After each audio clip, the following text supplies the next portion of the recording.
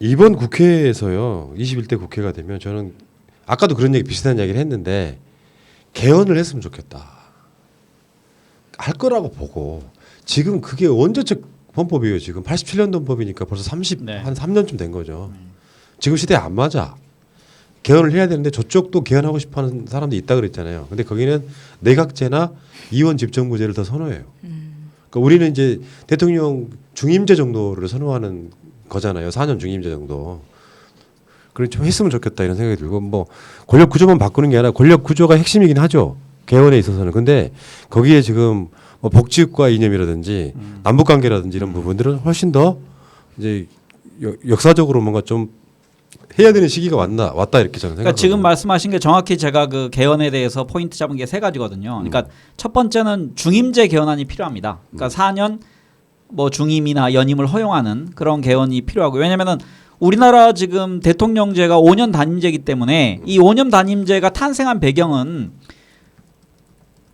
전두환 정권 그러니까 민정당 1981년에 그러니까 집권한 민정당이라는 그 전두환이라는 독재자를 막기 위한 제도였거든요. 그러니까 지금은 국민들이 자유롭게 선택할 수 있기 때문에 중임까지 하고 그 기간을 5년이 아니고 4년 중임제 미국식으로 바꿔야 된다고 생각하고요. 두 번째는 통일 문제에 대해서 좀 더 적극적으로 언급할 필요가 있습니다. 그러니까 지금은 우리가 실효적으로 지배하지 않은 땅에 대해서도 우리 땅으로 규정하는 그건 말이 안 되는 거거든요.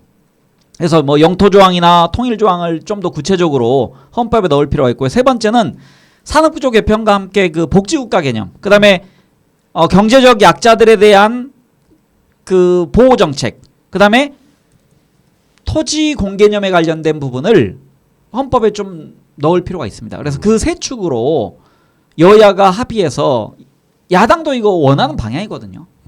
그래서 이쪽으로 우리가 힘이 있을 때 개헌 동력을 좀 마련하는 것이 필요하지 않을까 생각합니다. 그러니까 그게 지금 우리가 단순하게 이겼기 때문이 아니라 개헌이라고 하는 게요. 뭔 역사적 작업 이런 차원이 아니고 당연히 필수적으로 있어야 되는 상황이에요. 너무 지체되고 있는 거야. 저번에 국민발의 개헌이라고 이제 그 조직을 만들어 그 당시에 그 총책임자가 하승수 변호사였거든요. 그래서 국회에다가 던졌는데 국회에다가 이거 통과시켜달라고 했는데 심의조차 안 해보고 그냥 폐기돼 버린 바로 그런 그 법을 기본 바탕으로 해가지고 아마 개헌을 한번 추진했으면 좋겠다. 왜냐하면 이쪽 우호 지분이 벌써 190석 이상 나오고 있잖아요. 네. 열석만 있으면 가능해요. 저쪽에서도 뭐 이게 이 선거의 압승이 어떤 의미가 있냐면 지금 국회에서 코로나 대응이네 뭐네 하면 저쪽 반대 못합니다 이제.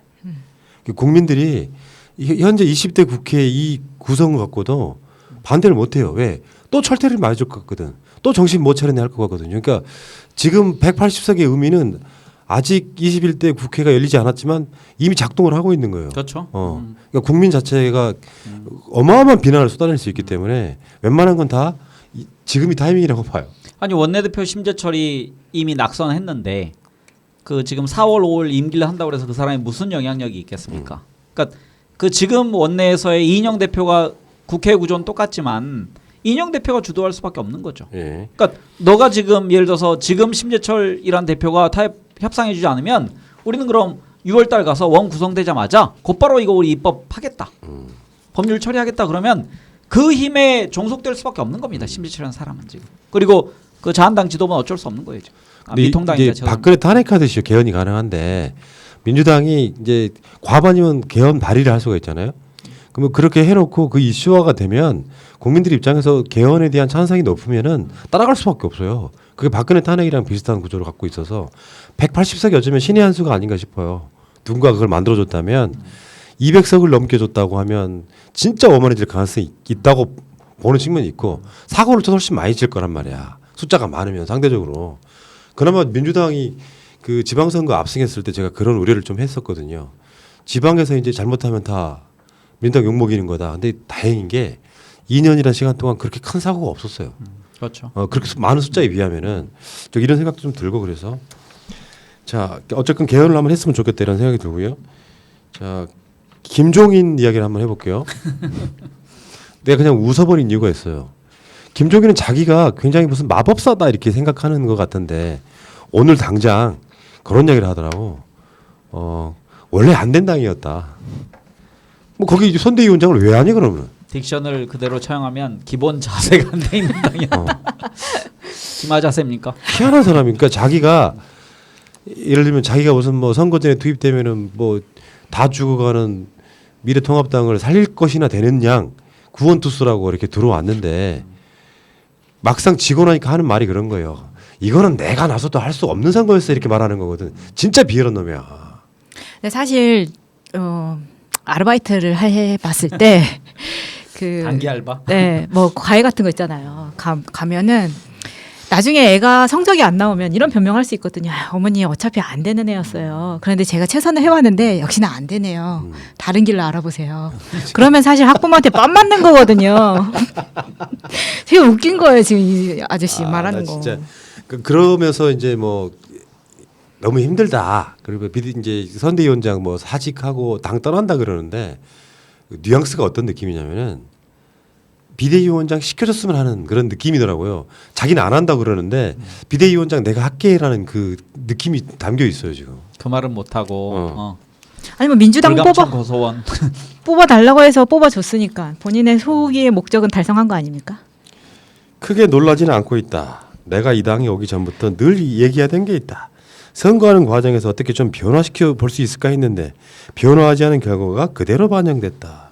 탄핵 이후 자유한국당을 거쳐 오는 과정에 당이 변화해야 할 시대 상황에 대한 인식이 잘못됐다. 별로 그렇게 노력한 흔적도 보이지 않고 계속해서 보수만 내치다가 지금 온 거 아니냐. 미래통합당은 아무 변화도 안 했다. 이 말이 비열한 거라고요. 그러면 그 당에 들어가서 선거운동하면 안 되죠. 변화가 안 돼갖고 이길 수 없는 정당인데 거기 들어가서 이 당 찍어달라고 해? 대국민 사기치는 거지? 이번 총선 과정에서 자기 아버지에게 먹칠을 한 대표적인 정치인이 있습니다. 그렇게 주변에서 말렸지만 문석균 씨. 그러니까 물론 나이 50이 됐기 때문에 아버지가 아무리 말려도 자식이 가겠다 그러면 어쩔 수 없었겠지만 그 문희상 의장이란 분이 평생 바쳤던 민주화에 대한 헌신, 그다음에 DJ 수평적 정권 교체에 대한 기여 그런 것을 송두리째 그리고 작년 20대 국회 마지막에 얼마나 그 열심히 법안 통과 시에 그 의장님이 국민들 사랑을 많이 받았습니까? 그런 것처럼 김종인도 마찬가지입니다. 자기 할아버지 가인 김병로 선생, 대한민국 법조인 중에서 가장 존경받는 그런 할아버지 얼굴에 먹칠하고 지금 다니고 있거든요. 그래서 이런 분들은 노욕을 부리지 말아야 됩니다. 그러니까 정치인들이 가끔 한 템포 쉬어가는 걸 배워야 하듯이 이분은 노욕이 지금 너무 지나칩니다. 그래서 한국 정치 발전을 위해서는 이번에 차제에 미통당도 좀 젊은 혁신적 사고를 가진 리더가 나와야 됩니다. 그러니까 나올 사람이 없다니까. 아니 푸나님 들어간다고 그랬어요. 지금 그러고 있는데. 그렇게 기쁜 뜻이 네. 감사해요. 10,000원 입금하세요. 5만 원 주기로 했는데. 그러니까 그렇다니까. 아니야. 그러니까 아까도 그런 얘기예요. 지지율이 한 번도 민주당을 못 넘다 보니까 젊은 인재가 들어올 턱이 없고요. 정신 제대로 박은 놈이라면 사실 미래통합당 부류에 들어가지도 않죠. 사실 알고 보면. 그러니까 그 자체 당 자체가 싹수가 노랗다 보니까 새로운 인재에 대한 수요는 없고 굳이 영입한 게 황교안이잖아요. 사실 알고 보면 뭐 박근혜 때 국무총리를 지냈다고 하는 스펙 하나만 갖고 결국은 그게 자신들이 발등을 찍어버린 그런 사건이라고 보고 공천도 안 한 그 그러니까 선거대책위원장 선대위원장이 와서 연설만 하고 다니는 게 선거에 도움이 돼요? 이러면 정말 푸릇푸릇한 예를 들면 진짜 젊은 정치인 같은 느낌 주는 사람이 우리 당 변화할 거다라고 공천부터 관여해서 완전 혁신하고 진짜 깨끗해 보이는 인물들로 중진 다 날리고 요런 공천도 한 것도 아닌데다가 80대신 노인네가 오셔가지고 무슨 경제 폭망론이래 코로나 대응이 어쩌고저쩌고 대한민국 사람들 다 공감하지 않는 얘기를 혼자 떠들고 다니면서 더불어민주당이 과반을 해야 라고 헛소리하고 다니시고 더불어민주당이 과반을 해야 문재인 대통령을 뭐 저거 폭주를 막을 수 있다고 하고 뭐 땡큐. 그러니까 거기에 비하면 지원 연설을 하더라도 이낙연 총리나 임종석 실장이나 뭐 우상호 대표 이런 분들이 했던 지원 연설과 호소력의 차이가 있는 거죠. 왜냐하면 이분들은 정말 국회에서 다른 국회의원을 이끌고서 국가의 개혁 입법을 할 그리고 좋은 정책을 만들 그럴 사람이고 김종인은 그냥 황교안이 바쁘기 때문에 그리고 황교안이 정치를 모르기 때문에 그냥 얼굴 마담으로 잠깐 나서줄 임시 고용직 그런 할아버지 지금 그 뭐죠? 요즘 노인들 뭐 일자리 마련 차원에서 잠시 오신 분입니다. 그 비정규직 이거 나쁜 네. 일자리네. 왜냐면 그 지하철 공짜로 탈 수 있기 때문에 교통비 앱이 좀 덜 들거든요. 그래서 모신 겁니다. 적응이 가는데 진짜. 황 작가의 저 디테일한데? 농담은 내가 적응이 안 된다. 자, 어쨌든 김종인의 자기 스스로 착각이 있다니까요. 김종인의 유통 기한은 새누리당 박근혜 빨간색 그때 경제민주화 아젠다를 갖고 국민을 속였던 것이 나는 끝이었다고 봐요. 그때도 뭐랄까 그런 식으로 해갖고 총선 승리를 끌어냈던 그 경험 하나가 마치 민주당이 뭐 민주당이 자기가 일당으로 만들었던 것처럼 비대위원장하면서 그건 아니라고 보거든요. 저는 지금도 그건 여론조사 기관의 문제였다니까요. 제가 화면에서 본 충격적인 스틸 하나만 딱 네. 얘기하겠습니다. 그 김종인 지금 그 미통당에 갔잖아요. 옆에 최명길이 수행하고 다니더라고요.